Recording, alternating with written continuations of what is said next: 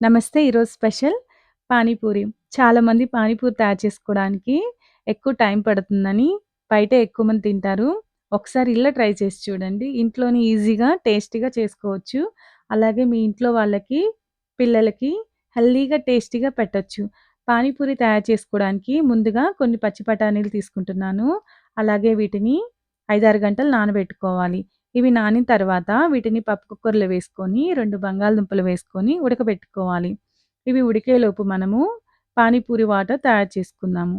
Panipuri water తయారు చేసుకోవడానికి నేను 4, 5 పచ్చిమిరకాయలు తీసుకుంటున్నాను. కారం తక్కువ తినేవాళ్ళు 1 లేదా 2 వేసుకోండి సరిపోతుంది. మరియు పుదీనా తీసుకుంటున్నాను. అలాగే కొత్తిమీర తీసుకుంటున్నాను. వీటిని మిక్సీ జార్‌లో వేసుకోవాలి. తర్వాత కొంచెం అల్లం వేయండి. టేస్ట్ బావుంటుంది. అలాగే హాఫ్ చెక్క నిమ్మకాయ పిండుతున్నాను. తర్వాత వీటిని మిక్సీ పట్టాలి. ఇవి మిక్సీ పట్టిన తర్వాత ఒక బౌల్‌లో వేసుకొని, అందులో పానీపూరి మసాలా వేసుకుంటున్నాను. మీ దగ్గర పానీపూరి మసాలా లేకపోతే గనక చాట్ మసాలా వేయండి. అలాగే బ్లాక్ సాల్ట్ గూడా వేసుకోండి. టేస్ట్ బావుంటుంది. పానీపూరి మసాలా ఉన్నట్లయితే బ్లాక్ సాల్ట్ అవసరం లేదండి. సరిపడా సాల్ట్ వేసుకుంటే సరిపోతుంది. అలాగే ఒక నిమ్మకాయ సైజంతా చింతపండుని నేను ముందుగానే నానబెట్టుకున్నాను. వాటిని ఫిల్టర్ చేసుకొని, ఆ చింతపండు వాటర్ ఫిల్టర్ చేసుకున్న తర్వాత వాటిని అందులో కలుపుతున్నాను. పులుపు, ఉప్పు ఒకసారి చెక్ చేసుకోండి.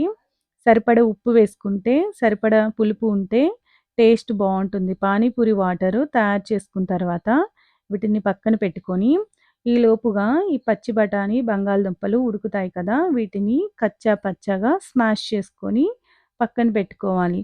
తర్వాత ఒక కళాయి తీసుకొని అందులో కొంచెము ఆయిల్ వేసుకుంటున్నాను.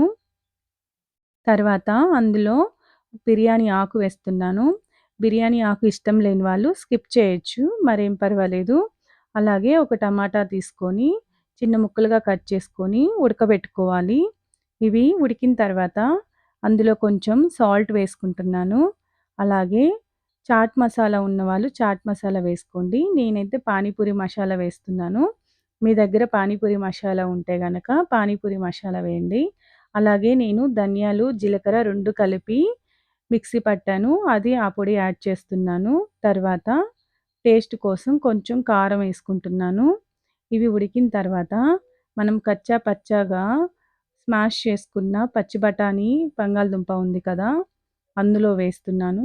అందులో వేసి ఒక 2 నిమిషాలు ఉడికిన తర్వాత అందులో నేను మన పానీపూరి వాటర్ చేసుకున్నాం కదా! అవి గూడా వేసి కలుపుతున్నాను.